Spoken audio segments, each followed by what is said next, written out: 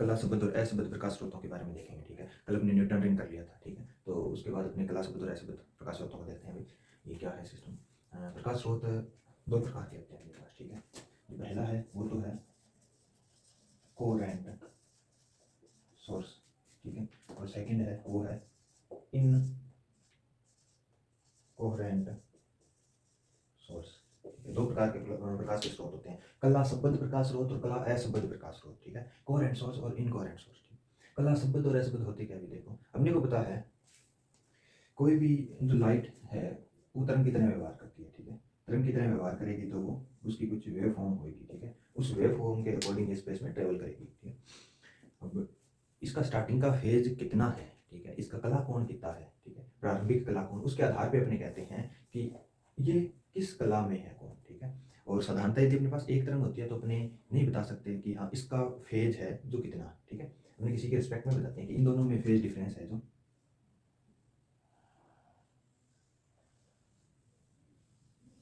मान लो ये दो वेव आपके पास। ठीक है, तो अपने क्या देते हैं कि इन दोनों में π/2 का फेज डिफरेंस है। अपने बताइए कोस वेव है ये साइन वेव। ठीक है, तो जो अपने फाई निकालते हैं ना फाई। ठीक है, तो यदि ये होगा तो y बराबर a साइन ओमेगा टी।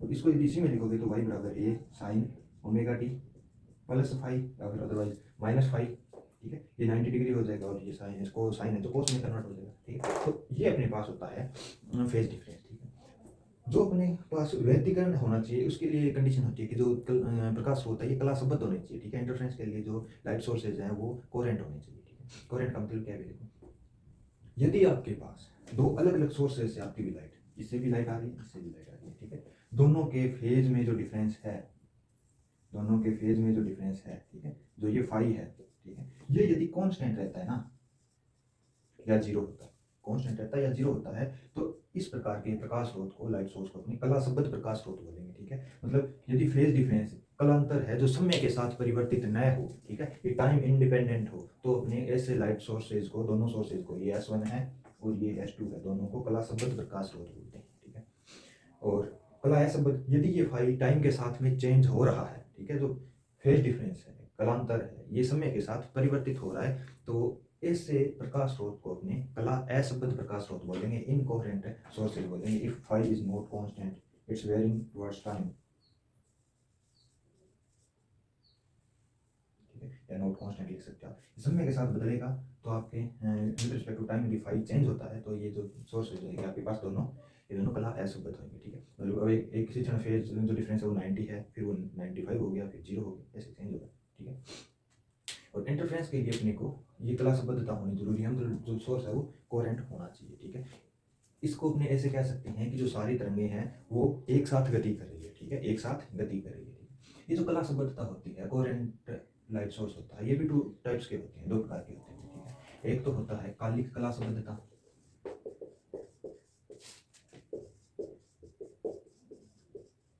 ठीक है, टेम्परल कोहेरेंट सोर्स हो गया एक तो, या फिर टेम्परल कोहेरेंट हो गया। ठीक है, दूसरा होता है आपके पास स्थानिक कला संबद्धता, स्थानिक। ठीक है, इसको बोलते हैं स्पेशियल। ठीक है, ये होता है टेम्परल।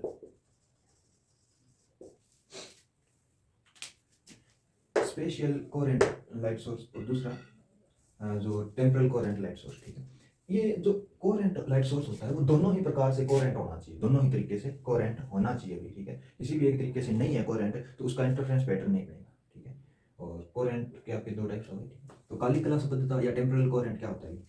कालिक कला संबद्धता अपने को पता है जो इलेक्ट्रॉन एक्साइटेड होकर जो लगभग डेल्टा टी लिख देता हूँ 10⁻⁸ सेकंड तक एक्साइटेड स्टेट में रहता है।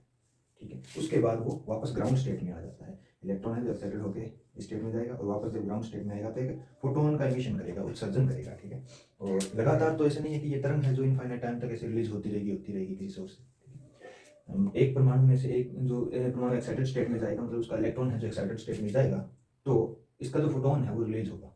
ठीक है, और इतने टाइम तक वो एक्साइटेड स्टेट में रहता है, बाद में वापस ग्राउंड स्टेट में आ जाता है। तो ये फोटोन होएगा, इसकी कुछ लेंथ होगी फिक्स। ठीक है, जो कि अपने फाइंड कर सकते हैं, इसकी लाइट की वेलोसिटी होती है c। ठीक है, और यदि c को आप डेल्टा टी से मल्टीप्लाई कर दो, कितने टाइम तक आपके पास रिलीज हो रहा है फोटोन, तो आपके पास जो मान आ जाएगा कितनी लंबाई की आपके पास ये तरंग निकलेगी।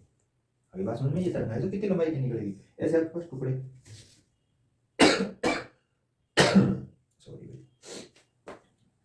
आपके पास इस तरीके से कुछ टुकड़े निकलेंगे भी, ठीक है, लाइट के, ठीक है, एक टुकड़ा निकल गया, ठीक है, ये मान लो टाइम चल रहा है इधर और अपन देख रहे हैं, ठीक है, ये मतलब ये वेव है, एमिट हो गई, उसके बाद में दोबारा फोटोन एक्साइटेड होगा और वापस से वेव है जो रिलीज करेगा। क्या ये गारंटी है कि जो दूसरी वेव रिलीज होगी वो इसी फेज एंगल से स्टार्ट हो?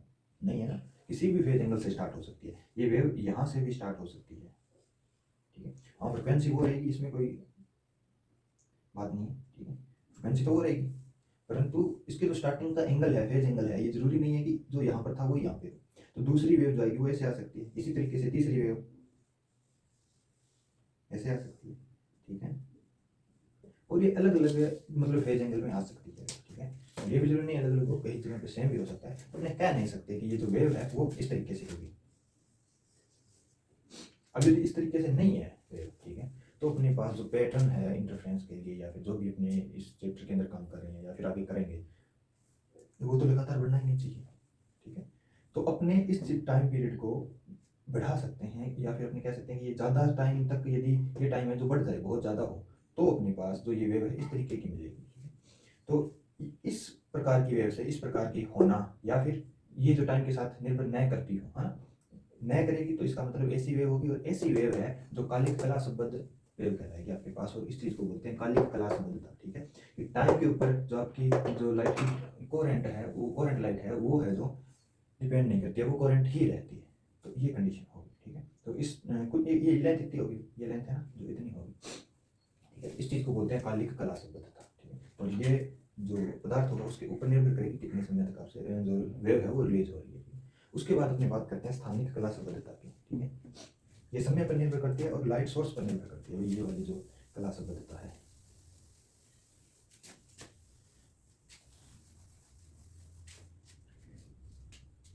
सेकंड है स्पेशियल मतलब स्थानिक कला संबद्धता।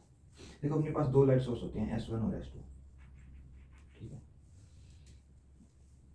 तो अपने या तो इनको डिवाइड करेंगे, एक ही प्रकाश स्रोत को अपने डिवाइड करते हैं, हमेशा यही करते हैं, ठीक है, तो जो प्रकाश स्रोत होता है, ठीक है, वो बिंदु मात्र न होकर इस प्रकार से होता है, ठीक है, बिंदु मात्र क्यों मान रहे हैं, बिंदु मात्र होगा, ये बिंदु मात्र होगा तो इससे बहुत सी वेव निकलेगी, ठीक है, सारी की सारी ये एक दूसरे के साथ कला संबद्धता में होगी, आई बात समझ में, मतलब इनका जो फेज एंगल है वो एक सा होगा या फिर डिफरेंस है इनमें एक जैसा होगा, यदि एक पॉइंट सोर्स हो, पर वास्तव में क्या होता है मेरे पास लाइट सोर्स इस तरीके का होता है, ठीक है, जो अपने स्लिट बनाते हैं, ये वाली बना दी स्लिट 2S1 S2 में, तो ये लाइट सोर्स की लंबाई इतनी है, अब यहाँ से निकलने वाली और यहाँ से निकलने वाली जो लाइट है उनकी जो कला संबद्धता है वो अलग अलग होगी, मतलब कि वो कला संबद्ध नहीं होगी, ठीक है, और स्पेस की बात करें तो कुछ दूरी पर जाकर जब आप देखोगे तो एक तो फोटोन यहाँ पर आया है P1, एक फोटोन यहाँ पर आया है P2, ठीक है, जरूरी नहीं है, यदि ये एक ही पॉइंट से निकले होते तो अपने कह सकते थे कि हाँ ये फोटोन है जो कला संबद्ध है, अब ये दो अलग अलग पॉइंटों से निकले, एक ही लाइट सोर्स की बात करूँगी, अपने उसको पॉइंट में नहीं बना सकते लाइट सोर्स, ठीक है, कुछ उसकी शेप होगी, उसका कुछ साइज होएगा तो कहीं कुछ लाइट कहीं से निकलेगी, कुछ कहीं से निकलेगी, ठीक है, और अपने फिर उसको डिवाइड करते हैं दो सोर्सेज में, दो से निकले या फिर एक से निकले, बाद में कुछ आगे जाकर जब अपने देखेंगे तो ये यदि सेम नहीं है डिस्टेंस, सॉरी ये जो फोटोन है P1 और P2, ये यहाँ से निकला है, ये यहाँ से निकला है मान लेते हैं अपनी, तो ये दोनों कोरेंट नहीं होंगे भाई, ठीक है, मतलब कला संबद्ध नहीं होंगे, अलग अलग जगह से निकले हुए, ठीक है, अपने नहीं कह सकते इसने किसी टाइम रिलीज किया, इसने किसी टाइम फोटोन को रिलीज किया, इसने किसी फेज एंगल से रिलीज किया, इसने किसी फेज एंगल से रिलीज किया, ठीक है, तो इसके लिए अपने जो विस्तृत प्रकाश स्रोत का उपयोग किया था उसका उपयोग करते हैं अपने, ठीक है, ताकि जो स्थानिक कला संबद्धता है वो बनी रहे, कहीं पर भी अपने देखें किसी जगह पर देखें तो वहाँ पर जो दोनों फोटोन है वो समान कला में रहे। आसानी से समझने के लिए आप इस तरीके से समझ सकते हो कि ये जो वेव है और दूसरी वेव अलग फेज एंगल की है, कहीं पे कुछ कहीं पे कुछ कहीं पे कुछ, ठीक है, फेज डिफरेंस कहीं पे कितना भी हो रहा है, ठीक है, स्पेस में ये तरंग इस तरीके से है, तो अलग अलग सॉरी अलग अलग फेज डिफरेंस है अलग जगह पर, इसको आप स्थानिक कला संबद्धता बोल सकते हो। वास्तव में रियलिटी आपके पास ये होती है, प्रकाश स्रोत का साइज है जो बड़ा होने के कारण या फिर विस्तृत होने के कारण अपने को जो ये जो स्थानिक कला संबद्धता है वो कम होती जाती है, ठीक है, उसके लिए अपने विस्तृत प्रकाश स्रोत का उपयोग करते हैं। पहले वाला विस्तृत का मतलब बड़ा विस्तारित, ठीक है, दूसरे वाले विस्तृत का वो अपने जो टॉपिक किया था विस्तृत प्रकाश स्रोत वाला, उस तरीके से अपने इस कला संबद्धता को रख सकते हैं, ठीक है, तो दोनों ही तरीके से कला संबद्ध होनी चाहिए प्रकाश की, तभी उसको आप कोरेंट सोर्स बोलोगे, ठीक है। उसके बाद अपन बात करते हैं जो स्थायी व्यतिकरण है उसको बनाने के लिए कंडीशन क्या क्या होनी चाहिए, इंटरफेरेंस पैटर्न बनने के लिए कंडीशन क्या क्या है, शर्त क्या क्या है, ठीक है।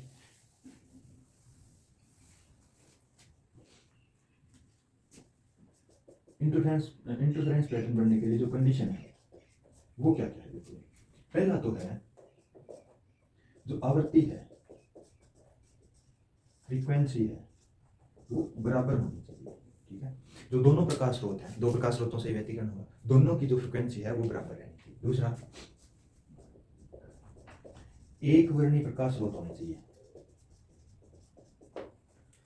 एक वर्णी मतलब मोनोक्रोमेटिक लाइट सोर्स होना चाहिए। ठीक है, ऐसा नहीं है कि आप यदि व्हाइट लाइट का या फिर किसी भी दो प्रकाश के मिश्रणों का उपयोग करोगे तो आपके पास कुछ पैटर्न नहीं बनेगा, बस तो आपके पास इंटरफेरेंस पैटर्न है, जो ब्लैक और सॉरी लाइट और डार्क फ्रिंज का जो पैटर्न है वो नहीं मिलेगा आपको।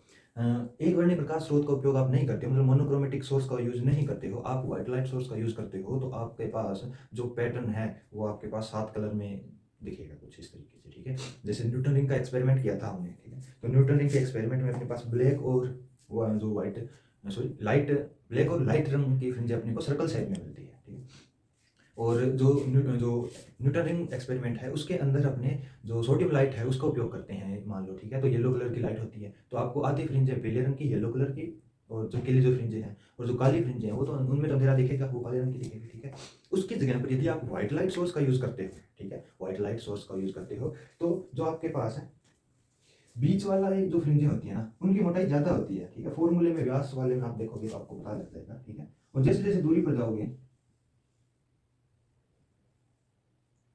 जैसे जैसे दूरी पर जाओगे तो आपके पास है जो फ्रिंजें हैं उनका आकार है तो पतला होता जाएगा। ठीक है, त्रिज्या तो बढ़ती जाएगी, मतलब ये मोटाई है ना जो ये कम होती जाएगी। अब मैंने व्हाइट वाले की इक्वल बना दी, वो भी कम होती जाएगी, काले वाले की भी कम होती जाएगी, व्हाइट वाले की भी कम होती जाएगी। तो जो बीच में आपके पास पैटर्न बनेगा, ठीक है, बीच में पैटर्न बनेगा, ये रंगीन बनेगा आपके पास। ठीक है, कलरफुल बनेगा, कलरफुल पैटर्न बनेगा आपके पास। और उसके बाद वाला होगा जब आपके पास जो फ्रिंज है बिल्कुल पास पास होती जाएगी, बिल्कुल पास पास होगी, बिल्कुल पतली पतली होगी, तो ये मिक्स होकर वापस जो व्हाइट लाइट बना देगी। ठीक है, श्वेत प्रकाश बना देगी, बीच में रंगीन, बाहर आपके पास व्हाइट लाइट होगा। ठीक है, तो जो पैटर्न है वो इस तरीके का जहां पर बनेगा, यदि आप व्यतिकरण प्रयोग में इंटरफेरेंस एक्सपेरिमेंट के अंदर आप यदि व्हाइट लाइट का यूज करते हो तो आपके पास फ्रिंजें अच्छे से नहीं दिखेगी। ठीक है, रंगीन सा कुछ हो जाएगा सिस्टम, यहाँ पे रंगीन फ्रिंजें दिखेगी और उसके बाद व्हाइट लाइट वाली रंगीन फ्रिंजें वैसे ही जैसे अपने को साबुन के बुलबुले में 7 रंग दिखाई देते हैं, यहाँ पर बस सर्कल शेप में होंगे। ठीक है, और जैसे दूरी पे जाओगे तो ये आपके पास तो व्हाइट लाइट में कन्वर्ट हो जाएगा सिस्टम है। उसके बाद थर्ड अपनी बात करते हैं कला संबद्ध है। कला संबद्ध होनी चाहिए प्रकाश स्रोत है वो, मतलब कोहेरेंट होनी चाहिए। लाइट सोर्स है दोनों कोहेरेंट होने चाहिए। क्यों? क्योंकि आपके पास यदि फेज डिफरेंस है वो कांस्टेंट है तो उस जगह पर आपके पास डार्क फ्रिंज मान लो बढ़ रही है, यदि वो कांस्टेंट नहीं है तो एक बार वहाँ पर डार्क बनेगी, एक बार वहाँ पर लाइट फ्रिंज बनेगी, और हर जगह पर यही होगा, लाइट वाले की जगह पर यही और डार्क वाले की जगह पर भी यही, क्योंकि जब फेज डिफरेंस 0 होगा तो वहाँ पे आपके पास लाइट फ्रिंज हो जाएगी, और जैसे ही किसी समय फेज डिफरेंस पाई/2 होगा तो आपके पास डार्क फ्रिंज बन जाएगी, फिर से जब पाई होगा तो फिर जो आपके पास फ्रिंज है वो बन जाएगी, आपके पास लाइट फ्रिंज बन जाएगी। तो इससे डार्क लाइट होता रहेगा। ठीक है, और ये इतना फास्ट होता है कि अपने हाँ लाइट और डार्क हो रहा है। ठीक है, तो अपने को क्या दिखेगा, अपने को सीधी लाइट दिखेगी। ठीक है, सीधी लाइट दिखेगी, परंतु यदि फेज डिफरेंस है तो इक्वल रहे तो आपके पास जो लाइट दिखेगी आपको, ठीक है, तो उसमें आपको फ्रिंजें स्पष्ट दिखेगी। ठीक है, थर्ड है जो आपके पास लाइट सोर्स है वो एक ही पॉइंट पर गिरनी चाहिए। ठीक है, तो रेखा सीधर या फिर जो स्लिट है आपकी इस तरीके से होनी चाहिए कि जो लाइट सोर्स से निकली हुई दोनों रेज है या फिर दोनों वेव हैं ये दोनों एक ही जगह पर गिरनी चाहिए। ठीक है, अपने काम करते हैं वो वेव में करेंगे, प्रैक्टिकली जो करेंगे। ठीक है, ऐसा नहीं है एक इधर जा रही है एक इधर जा रही है तो नहीं होगा। ठीक है, आपने देखा होगा जो भी एक्सपेरिमेंट अपने करते हैं उसके अंदर अपने दो वेव को इस तरीके से डायग्राम में इस तरीके से लाके मिलाते हैं, दूसरा अपने दोनों को इस तरीके से समांतर रख मिलाते हैं। ठीक है, तो इस समांतर का अपने को डिफरेंस ये इतना लगे, यहाँ पर यदि वेव होती तो दोनों एक दूसरे के साथ इंटरफेरेंस करती हुई। ठीक है, और ये दूरी यहाँ बोर्ड पे ज़्यादा लग रही है ये वाली। ठीक है, होती बिल्कुल क्लोजेस्ट है, बहुत ज़्यादा पास है। ठीक है, दोनों अध्यारोपित हो सके इस तरीके से। और इस वाले पैटर्न के अंदर जब आप पर्दे को आगे पीछे करोगे तो फ्रिंजों की जो मान लो यहाँ पर बन रही है, ठीक है, तो स्क्रीन यहाँ पे थी आपकी, और इसको आगे पीछे करोगे तो फ्रिंज की चौड़ाई है जो कम ज़्यादा होगी, और इस वाले में फ्रिंज की जो चौड़ाई है वो एक जैसी रहेगी। ठीक है, इस वाले में फ्रिंज चौड़ाई है जो कम ज़्यादा होती रहेगी। तो इसीलिए लीनियर लाइन पे जो लाइट सोर्स है आपके वो एक पॉइंट पे गिरने चाहिए। उसके बाद अपने बात करते हैं पांचवा पॉइंट। ठीक है, जो आपके पास दोनों लाइट सोर्स हैं S1 और S2, ठीक है, इनके आयाम है एम्पलीट्यूड, आयाम एम्पलीट्यूड वो बराबर होने चाहिए, इक्वल होने चाहिए, एम्पलीट्यूड इक्वल होनी चाहिए। इक्वल क्यों होनी चाहिए? इक्वल इसलिए होनी चाहिए कि जब आपके पास लाइट फ्रिंज बनेगी वो तो पता है कि यहाँ पर रोशनी आ रही है, जब डार्क फ्रिंज बनेगी तो दोनों एम्पलीट्यूड इक्वल हैं तो आपके पास जो आउटपुट मिलेगा, ठीक है, वो बिल्कुल आपके पास बिल्कुल जीरो मिलेगा, ठीक है, बिल्कुल जीरो मिलेगा, मतलब आपको डार्क फ्रिंज मिलेगी पूरी की पूरी। और यदि ये इक्वल नहीं होंगे इन दोनों के एम्पलीट्यूड आयाम जो दोनों लाइट सोर्सेज के, तो यहाँ पर भी आपको लाइट कुछ लाइट फ्रिंज मिलेगी ना, यदि आपके पास एक का आयाम इतना होता, ठीक है, तो ये कितने को काट पाता, इतने को ही काट पाता, बाकी तो इतना बच जाता, तो आपके पास आउटपुट है कुछ ऐसा आता, ठीक है। और जो लाइट फ्रिंज का ऐसा आता, तो लाइट फ्रिंज है ज्यादा लाइट और डार्क फ्रिंज है जो थोड़ी बहुत लाइट होती, ठीक है। ऐसा कहाँ पे दिखता है अपने को, जब अपनी पतली फिल्म द्वारा व्यतिकरण देखते हैं, थिन फिल्म द्वारा इंटरफेरेंस देखते हैं, उस जगह पर अपने को ऐसी चीज दिखाई देती है ना, क्योंकि जो आयाम है उन वो धीरे जैसे आगे जाता है आयाम इस साइड में, यहीं से बनाया था ना, यहाँ से अपनी लाइट को डाला था, जैसे जैसे आपके पास इधर आपको पास जो रेज मिलती जाएंगी, सारों का एम्पलीट्यूड है वो कम होता जाएगा, डिक्रीज होता जाएगा, क्यों, आधा पार्ट उधर जा रहा है, ठीक है, तो डिक्रीज होता जाएगा। तो यहाँ पर जो आपके पास डार्क फ्रिंज होंगी वो बिल्कुल डार्क नहीं होंगी, ठीक है, कुछ लाइट होगी। मोनोक्रोमेटिक सोर्स का यूज करके आप देख सकते हो इस फिल्म में से, ठीक है। हमने तो लोग साधारणतः देखते हैं तो व्हाइट लाइट से देखते हैं, ठीक है, मतलब दैनिक जीवन में, डेली लाइफ में। नेक्स्ट अपन बात करते हैं, कितना का 5 होगी क्या, छठा, ठीक है, पोलराइजेशन की। अपने को पता है जो लाइट है वो हर एक डायरेक्शन में वाइब्रेट करेगी, ठीक है। इलेक्ट्रिक फील्ड अपने ये बनाते हैं, ठीक है, तो इसमें आपने पता ही होगा, ठीक है। इलेक्ट्रिक फील्ड और मैग्नेटिक फील्ड दो पार्ट है लाइट के, ठीक है, और दोनों एक दूसरे के परपेंडिकुलर है, जो वाइब्रेट करते हुए इस एक किसी एक डायरेक्शन में प्रोपेगेट करते हैं, जैसे मान लो उस डायरेक्शन में कर रहे हैं, ठीक है। विद्युत क्षेत्र और चुंबकीय क्षेत्र एक दूसरे के लंबवत कंपन करते हुए किसी एक दिशा में गमन करते हैं, ठीक है। तो इसको यदि आप ध्रुवित कर देते हो, पोलराइज कर देते हो लाइट को, ठीक है, तो ये एक दिशा में वाइब्रेट करने लगता है, या तो इस दिशा में या इस दिशा में, ठीक है। या फिर यदि बोर्ड के जो परपेंडिकुलर हो तो अपने कहते हैं इस दिशा में प्रोपेगेट कर रहा है और यहाँ पे ये वाइब्रेट कर रहा है, ऐसे वाइब्रेट कर रहा है, या फिर ऐसे बनाते हैं इस दिशा में ट्रेवल कर रहा है, इधर प्रोपेगेट कर रहा है, सॉरी इधर वाइब्रेट कर रहा है, इस दिशा में प्रोपेगेट कर रहा है, और ये अपने केवल इलेक्ट्रिक फील्ड को ही बनाते हैं, ठीक है। और ये अध्रुवित प्रकाश है, ठीक है, ये पोलराइज्ड है, ये नॉन पोलराइज्ड, ठीक है, लाइट है। तो जो अपने पास दोनों लाइट सोर्स होने चाहिए वो दोनों के दोनों या तो अध्रुवित होने चाहिए, ठीक है, नॉन पोलराइज्ड होने चाहिए, ठीक है। जो सीधा प्रकाश होता है अपने पास नॉन पोलराइज्ड होता है, सन से आने वाला या फिर कोई सा भी हो, ठीक है। तो और दूसरा, यदि आपके पास पोलराइज्ड लाइट है, ठीक है, तो या तो दोनों लाइट सोर्स है ना, दोनों लाइट सोर्स की जो ध्रुवण का आपके पास है सतह है या ध्रुवण कोण है, ठीक है, या फिर जिस दिशा में दोनों वाइब्रेट कर रहे हैं, जो अपने बोलते हैं ध्रुवण का कोई स्टेट है, ध्रुवण अवस्था, ठीक है, पोलराइजेशन स्टेट है जो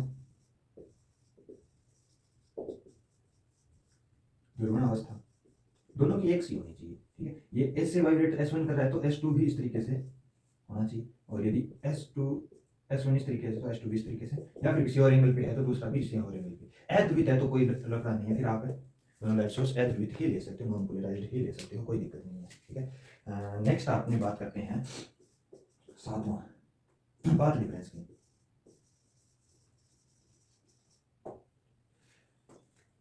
अपने को पता है जो पैटर्न है अपने पास इंटरफेरेंस पैटर्न S1 और S2 से बनने वाला, ठीक है, तो ये पूरा डिपेंड ही किस पे करता है, पाथ डिफरेंस पे करता है, ठीक है। S1 A की जितनी दूरी होगी ये होगा अपने पास पाथ डिफरेंस, पथांतर, पाथ डिफरेंस, ठीक है। तो A से P तक और S2 से P तक तो बराबर चलेगा प्रकाश, ठीक है। तो जो पाथ डिफरेंस होता है अपने पास ये है जो कम होना चाहिए भाई, कम मतलब इतना कम होना चाहिए, अपने को पता है डेल्टा टी टाइम तक जो वेव है वो रिलीज होगी, उसके बाद में जो दूसरी दोबारा से एक्साइटेड होने वाली कोई और एटम की या फिर उसी एटम की जो वेव है वो आ जाएगी, ठीक है। तो यहाँ पर जो टेम्परल आपके पास है लाइट कोहेरेंट होती है वो नहीं रहेगी यदि पाथ डिफरेंस बहुत ज्यादा है। आगे बात समझ में, जैसे ये वेव चली इस तरीके से, ठीक है, दूसरी वेव चली इस तरीके से, ठीक है, यहाँ पर आकर दोनों मिल गई, ये S1 सोर्स है, ये S2 सोर्स, ठीक है। यदि ये बहुत ज्यादा है, ये वाली लेंथ है जो, या फिर आप पाथ डिफरेंस की बात कर सकते हो, जो पाथ डिफरेंस कितना है अपने पास, मान लो यहाँ तक है, ठीक है, तो ये बहुत ज़्यादा है तो क्या होगा, एक तो इस तरीके से हो जाएगी, दूसरी स्टार्टिंग इस तरीके से होगी, ठीक है। तो पाथ डिफरेंस ज़्यादा होने से अपने आप से जो आपके पास है इन दोनों का जो फेज डिफरेंस है वो इक्वल नहीं रहेगा, क्यों नहीं, क्योंकि दोनों वेव ही अलग अलग होगी, ठीक है, वो जो आपके पास डिफरेंस रहना चाहिए वो नहीं रहेगा। और इन दोनों सोर्सेज के कारण होता है जो ये सोर्स है जो इससे ज़्यादा दूरी पर होंगे, बहुत ज़्यादा दूरी, उस कारण से होगा स्लिट से S1 S2, या फिर स्लिट को आप सॉरी लाइट सोर्स को इधर बना दो बहुत ज़्यादा S1 S2 को, तो ये चलते हुए आएंगे, या फिर इन दोनों की दूरी एक दूसरे से बढ़ा दो बहुत ज़्यादा, फिर ये किसी भी तरीके से आप पाथ डिफरेंस को यदि बहुत ज़्यादा कर देते हो तो आपके पास अच्छा जो व्यतिकरण प्रतिरूप है वो नहीं बनता है, ठीक है। तो जब अपने बात करते हैं इस जगह पर तो अपने बोलेंगे कि ये जो काली का क्लास ऐसे बनता है, परंतु इस जगह पर जब आप देखोगे, ठीक है, तो ये तो स्पेस में इधर मिल रहे हैं, ठीक है, और यहाँ पर क्योंकि ये डिफरेंस में समझाने के लिए क्या है, कितने में दो ज़्यादा हो जाएंगे, वेव तो चलती हुई आएगी। अपने यहाँ पर देखेंगे, यहाँ पर अपने को पैटर्न नहीं मिला है, तो अपने कहेंगे जो P1 और P2 हैं उनके अंदर फेज डिफरेंस कांस्टेंट नहीं है। तो इन दोनों में यदि फेज डिफरेंस कांस्टेंट नहीं है दोनों फोटोन के अंदर, तो ये हो जाएगी स्थानिक या फिर स्पेशियल इनकोहेरेंट वेव। ठीक है, स्थानिक कला असंबद्धता के कारण ऐसा होता है। ठीक, नेक्स्ट अपन बात करते हैं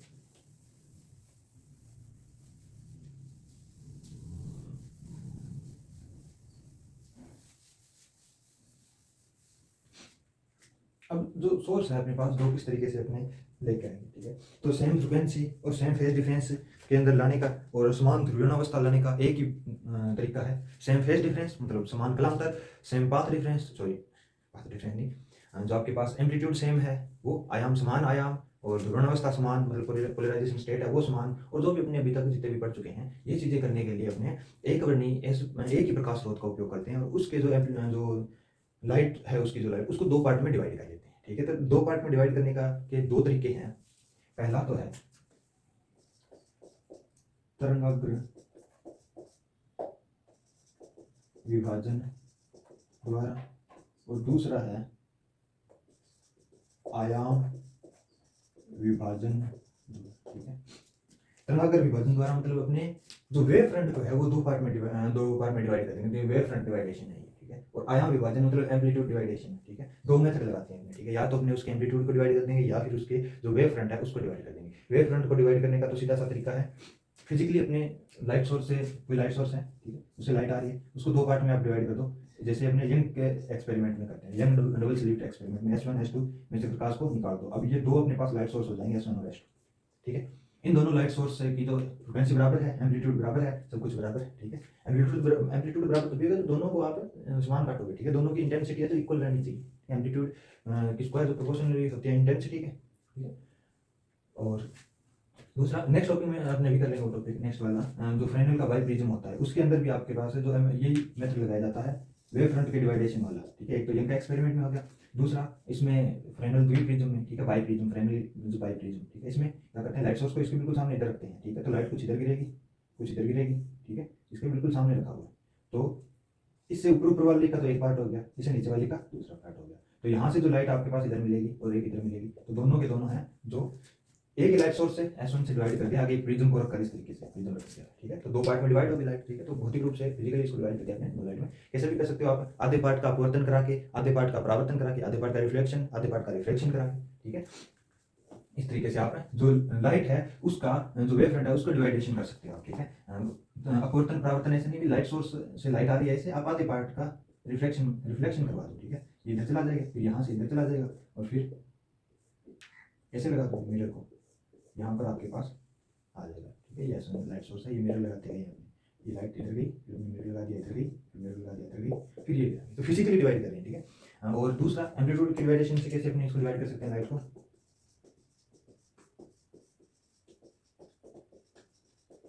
आयाम विभाजन द्वारा। जब लाइट सोर्स को अपन अपवर्तन या परावर्तन द्वारा आधा आधा डिवाइड कर लेते हैं, किस तरीके से ये देखोगे, लाइट सोर्स है ये अपने पास S1। ठीक है, इससे लाइट आपतित हुई है आपके पास इस ग्लास स्लेब पर। ठीक है, तो इसको आप कुछ आंशिक रूप से रिफ्लेक्टिंग बना दो, इसको जो पार्शियली रिफ्लेक्टिंग सरफेस बना दो इसको। ठीक है, आंशिक रूप से परावर्तित पृष्ठ बना देते हैं मान लो इसको। ठीक है, तो इस तरीके से बनाएंगे कि जो इसका 50% पार्ट है वो इधर चला जाए, 50% पार्ट इधर चला जाएगा, जो बाकी 50 होगा वो इससे बाहर निकल जाएगा। ठीक है, 50% पार्ट इससे इधर आ जाएगा। ठीक है, तो यहाँ पर अपने रिफ्लेक्शन के द्वारा आधे पार्ट को इधर निकाल दिया, आधे को इधर निकाल दिया, तो ये दोनों जो हैं ये अपने एम्पलीट्यूड को डिवाइड किया है। लाइट के एम्पलीट्यूड को देखोगे तो इंटेंसिटी, आधी इंटेंसिटी इधर आधी इंटेंसिटी इधर, मतलब एम्पलीट्यूड का डिवाइडेशन करके अपने जो लाइट को विभाजित किया है दो लाइट सोर्सेज में, S1 और S2 में। ठीक है, ऐसा किसमें करते हैं, यदि आप देखोगे तो हमने जो एक्सपेरिमेंट किया था, न्यूटन रिंग जो निर्माण की थी है ना, उसमें अपने लाइट सोर्स को ऐसे 45 डिग्री की पट्टी पर आपतित कराया था। ठीक है, तो यहाँ से ये इधर मुड़ गया, इसके बाद में अपन ने यहाँ पर कटौती रख दी, कटौती एक स्फीयर रख दिया। ठीक है, तो अब ये आता है लाइट सोर्स, इधर मुड़ जाता है, इधर से आकर इधर जाता है, और ये दोनों है जो अपने पास है इंटरफेरेंस पैटर्न का निर्माण करते हैं दोनों वेव। ठीक है, तो यहाँ से अपने एक को इधर भेज दिया, दूसरे को परावर्तित करके इधर भेज दिया। ठीक है, तो ये दोनों का जो इंटरफेरेंस पैटर्न अपने पास बनता है, ये अपने पास एम्पलीट्यूड डिवाइडेशन का जो उदाहरण है वो है। ठीक है, और मतलब कि आप लाइट की इंटेंसिटी को आधी आधी कर देते हो, ठीक है। और तरंगाकर विभाजन द्वारा वेव फ्रंट के डिवाइडेशन द्वारा आप वेव फ्रंट को सीधा सा डिवाइड कर देते हो दो पार्ट में। वेव फ्रंट यही होता है, लाइट सोर्स इस तरीके से होता है, इससे जो लाइट रिलीज होती है वो इस तरीके से होती है, ठीक है। ये गोलाकार तरंगाकर कहलाता है, ठीक है। स्फेरिकल वेव फ्रंट है ये, ठीक है। इसको आप सीधा डिवाइड कैसे कर सकते हो दो टुकड़ों में ऐसे, आगे स्लिट लगा दो, ठीक है। स्लिट ऐसे होती है वास्तव में, वर्ड होगा उसमें दो झिल्लियां होगी, ठीक है, दोनों से अलग अलग पार्ट डिवाइड होगा। यदि आपके पास समतल तरंगाकर हो तो वो कैसे होता है, इस तरीके से,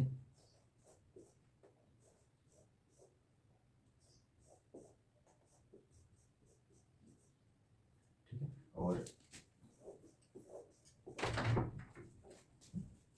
लाइट है जो इंसिडेंट होगी इसके ऊपर, सॉरी इंसिडेंट नहीं होगी, लाइट इस तरीके से इधर ट्रेवल कर रही है, ठीक है। ये जो इसका फ्रंट है वो बिल्कुल प्लेन रहता है, इसको आप दो पार्ट में डिवाइड कर सकते हो, ठीक है। और लाइट सोर्स के बिल्कुल पास जाते हैं तब ये जो स्फेरिकल होता है, बहुत ज्यादा दूरी पर जाते हैं तो ये प्लेन हो जाता है, ठीक है। और आपके पास स्लिट से यदि कोई स्लिट है इस तरीके से, इससे निकलेगा जो प्रकाश है वो आपके पास है सिलेंड्रिकल होएगा, वेव फ्रंट, उसका वेव फ्रंट है जो सिलेंड्रिकल होता है इस तरीके से।